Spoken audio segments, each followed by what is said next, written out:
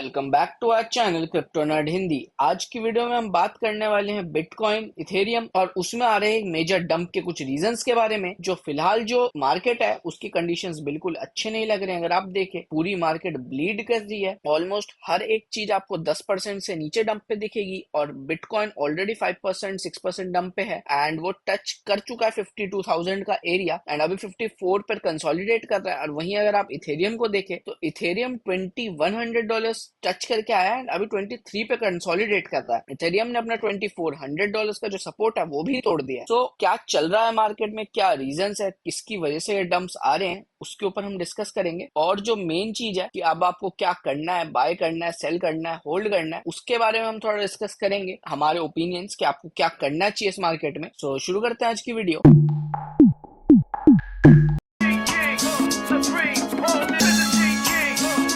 तो अगर इधर आप देखें तो जो बिटकॉइन है वो ज्यादा डंप नहीं किया है, 5-6%, बट बाकी के ऑल्ट्स बहुत ज्यादा डंप कर रहे हैं। और वहीं अगर आप लिक्विडेशन मैप्स देखें वो भी ऊपर की तरफ बहुत ज्यादा बन चुके हैं। दैट मीन्स ये जो मार्केट का डंप है ये ट्रिगर हो रहा है मेजर वर्ल्ड क्राइसिस की वजह से, ना कि लिक्विडेशन एंड ऑल की वजह से। जो वर्ल्ड क्राइसिस है उसमें सबसे बड़ी चीज जो अभी इम्पैक्ट कर रही है वो है ईरान और इजराइल का वॉर। अगर आप देखें मिडिल ईस्ट में बहुत ज्यादा टेंशन चल रही है, यूक्रेन और रशिया का वॉर तो खत्म हुआ ही नहीं था और ये टेंशन भी कुछ टाइम से आई जा रही है मार्केट में। एंड न्यूज है कि Iran will attack Israel on Monday, जो कि आज ही है। तो वील गेट टू सी कि क्या होगा। इसी एंटिसिपेशन में मार्केट बहुत ज्यादा डंप कर रही है। और ये सिर्फ हमारी क्रिप्टो मार्केट नहीं है, ओवरऑल दुनिया की मार्केट, चाहे आप जापानीज मार्केट देखे, इंडियन मार्केट देखे या देखे यूएस मार्केट, सारे मार्केट ही इस टाइम क्रैश कर रहे हैं क्योंकि फियर काफी ज्यादा है मार्केट में and people are shifting towards safer assets like bonds and etcetera. तो आप समझ रहे हैं बॉन्ड्स और गोल्ड इसीलिए ज्यादा खरीदे जा रहे हैं और बाकी मार्केट्स में दिख रही है सेलिंग। तो ये एक मेजर इंपैक्ट है जिसपे आपको नजर रखनी है कि क्या मार्केट में होता है। इसके अराउंड बहुत सारा मूव होगा क्योंकि टीए इस टाइम मार्केट में कम है और एफए ज्यादा है। फंडामेंटल चीजें जो ज्यादा इंपैक्ट कर रही है इस टाइम मार्केट, तो उसका आपका ज्यादा ध्यान रखना है। अनदर थिंग है कि रेट कट्स जो एक्सपेक्टेड थे वो फेड ने बोल दिया है कि सितंबर में ऑन टेबल है, बट ये एक पॉजिटिव न्यूज है। तो क्यों मार्केट इसको लेकर नेगेटिवली रिएक्ट कर रही है। जो दूसरी चीज है कि इसकी नेगेटिव इंपैक्ट है, इसका रीजन यही है कि सेल द न्यूज हो रहा है और सेल द न्यूज हमेशा ही होता है मार्केट में और वही हो रहा है। एंड उसके ऊपर जो हमने पहला रीजन दिया कि वर्ल्ड क्राइसिस, वो भी इसको बढ़ावा दे रही है। तो आग में घी डालने टाइप का सिचुएशन हो गया है जहां पे दो चार चीजें मिलके एक बहुत बड़ा डंप को इनिशिएट कर दिया। तो ये एक रीजन है कि पहले सेल द न्यूज हुआ जिसकी वजह से हमें एक छोटा मोटा डंप देखने को मिला और उस डंप को कंटिन्यू करवाया बाकी के जो रीजंस थे उसने। बट अगर उसी में आप S&P 500 को देखें जिसके साथ बिटकॉइन काफी स्ट्रांगली कोरिलेट करता है, वो भी काफी ज्यादा डाउन है। अपने टॉप से अराउंड 5-6% के करीब ये डाउन दिख रहा है। अगर आप देखें ये इस टाइम 5% अराउंड डाउन बैठा है 5.8 और 6-6.5 तक होके आया है। और अगर आप इसका पिछला डंप भी देखें दैट वाज आल्सो अराउंड 5-6%। तो आप मान सकते हैं 5 से 6% का डंप S&P 500 में बहुत ज्यादा बड़ा होता है क्रिप्टो मार्केट के मुकाबले। तो इसीलिए ये ज्यादा इंपैक्ट कर रहा है। बट अगर S&P 500 इस लाइन पर या फिर इस मेजर सपोर्ट एरिया पर सपोर्ट ले लेता है और यहाँ पे कंसोलिडेट कर सकता है तो हमें थोड़ा सा रिलीफ देखने को मिल सकता है। बस ये ना हो कि ईरान और इजराइल की तरफ से कोई और एस्केलेशन देखने मिले। शर्त यही है कि वहां से कोई पॉजिटिव न्यूज आए। जैसे पिछली बार भी ये जो सिनेरियोस थे काफी जल्दी कूल डाउन हो गए थे थोड़े बहुत डंप के बाद। अगर इस बार भी ऐसा होता है तो हमें एक रिलीफ रैली 2-3 दिन के अंदर देखने मिल सकती है। बट अगर वहां से कुछ नेगेटिव न्यूज आती है तो we'll see even a worse dump यहां से भी। अब थोड़ा बात करेंगे टीए के ऊपर। हमने एफए आपको बहुत जल्द और शॉर्ट में समझाया ताकि आप अपने मूव्स को जल्द से जल्द प्लान कर पाए और आपको ज्यादा पैनिक ना करना पड़े। इन ब्रीफ वीडियो हर चीज के बारे में बाद में आएगी कि क्या क्या चल रहा है कॉइन्स के साथ, क्या बैड न्यूज़ है हर कॉइन्स के पीछे। बट इस टाइम जो मेजर चीज है वो ग्लोबल क्राइसिस है। किसी कॉइन्स का न्यूज या किसी भी टोकन के पीछे के न्यूज इस पे ज्यादा इंपैक्ट नहीं डाल पा रहे। तो अगर आप बिटकॉइन को देखें उसने अपने चैनल पे सपोर्ट ले लिया है और अगर ये चैनल का सपोर्ट होल्ड हो जाता है जो 52 से अराउंड आप $50,800 तक मान सकते हैं, अगर ये सपोर्ट होल्ड होता है तो वील बी सीइंग कि यहाँ पे थोड़े टाइम का कंसोलिडेशन देखने को मिले या फिर कुछ टाइम में यहाँ से बाउंस मिले, जैसे कि यहाँ पे इस चैनल के अंदर होता आया है। पहले भी हमने यहीं से बाउंस लिया था, फिर ऊपर से रिजेक्ट हुए, फिर नीचे और यहाँ से एक बड़े से रेड कैंडल के बाद हमने बाउंस देखा था। तो वैसा फिर से होने को मिल सकता है क्योंकि हम दो ही ग्रीन कैंडल्स में वीकली में ऊपर पहुंच गए थे। तो ये फिर से हो सकता है कि आपको एक वापस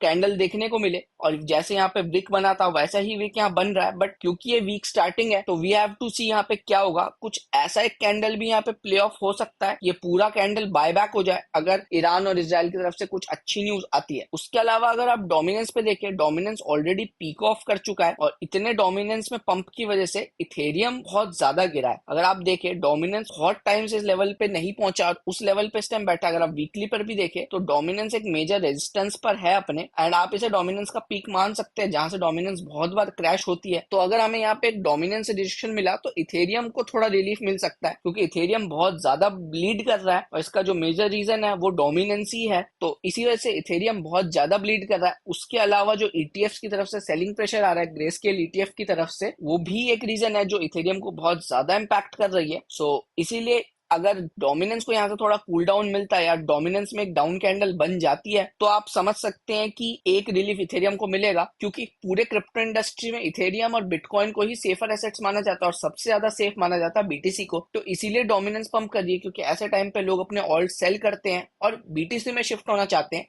ताकि थोड़ा सा जो उन्हें डंप कम मिलने। क्योंकि अगर आप किसी भी ऑल्ट में होता है आपका पोर्टफोलियो एक ही कैंडल के अंदर 10-15% डाउन होता है, बट वहीं बीटीसी सिर्फ 6 या 5% डाउन है, तो ये आपको कम लॉस देता है चाहे प्रॉफिट कम हो।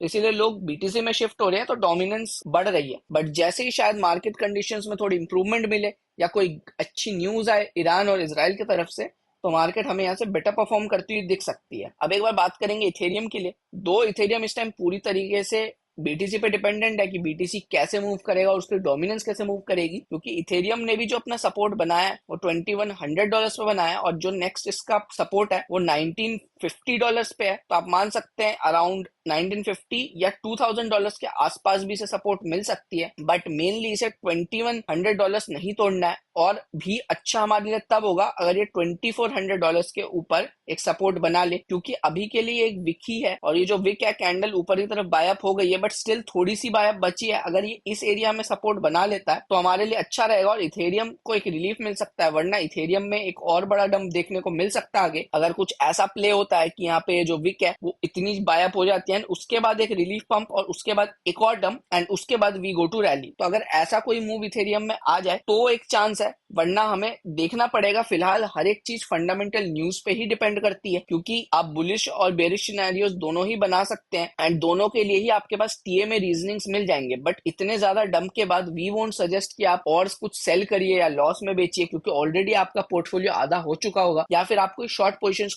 खोलिए क्योंकि बहुत ज्यादा रिस्की हो जाएगा। और ग्लोबल कंडीशंस को देखते हुए हम ये भी सजेस्ट नहीं कर सकते कि आप लॉन्ग्स या बाय करिए, तो व्हील सजेस्ट थोड़ा होल्ड करिए और मेजर सपोर्ट्स लाइक $2100, $2300 इन एरिया पे आप डीसीए कर सकते हैं इथेरियम में। और सिमिलरली बीटीसी में भी आपको $5200 से लेके $47,500 तक के बीच में आपको अगर डीसीए करना है, बहुत अच्छा प्राइस आपके फ्यूचर बैग्स के लिए, क्योंकि ये प्राइस आपको ज्यादा दिन नहीं मिलेगा। आप इसको एक डिस्काउंट या सेल की तरह कंसिडर कर सकते हैं और इस एरिया में अपनी बाइंग ऑर्डर्स लगा सकते हैं। बट व्हील सजेस्ट आप एक बार में पूरा फंड डिप्लॉय मत करिए। ईरान और इजराइल का जो कॉन्फ्लिक्ट है उस पर थोड़ी नजर रखिए और उसके अराउंड अपने मूव्स प्लान करिए, क्योंकि इस टाइम हर एक चीज वहीं से इन्फ्लुएंस हो रही है और सारे के सारे मार्केट्स ही करेक्ट कर रहे हैं। तो जैसे ही जो रिकवरी आएगी वो हर मार्केट में आएगी। और हमारी वीडियो बनाते बनाते भी हम देख रहे हैं कि डोमिनेंस में कूल ऑफ दिख रहा है, तो हो सकता है हमें कोई अच्छी रिकवरी मिल जाए यहाँ से। बट व्हील से कि अपना 10 to 20% फंड ही अगर आप चाहें तो अभी डिप्लॉय करिए और बाकी का 80% होल्ड करिए, ताकि आपको पता चल जाए कि मार्केट का नेक्स्ट मूव क्या है according to FA and TA. And और ऐसे अपडेट्स के लिए कि इथेरियम के साथ क्या हो रहा है, कि इथेरियम इतना ज्यादा गिर रहा है, क्योंकि बाकी के ऑल्ट्स भी थोड़े बहुत कम ही ब्लीड कर रहे हैं। आप सोलाना को देखें तो 5%, आप देखें तो 8-9% है, बट इथेरियम स्ट्रॉन्गेस्ट ऑल्ट होके भी 13% क्यों डाउन है? बाकी सब 10-11 पे है, तो इथेरियम सबसे ज्यादा क्यों डाउन है? इसके रीजनिंग के लिए हम एक सेपरेट वीडियो बनाएंगे कि इथेरियम के साथ क्या हो रहा है और आपको इस टाइम क्या करना चाहिए, क्या मूव प्लान करना चाहिए इथेरियम में, क्योंकि ये वीडियो बहुत लंबी हो जाएगी।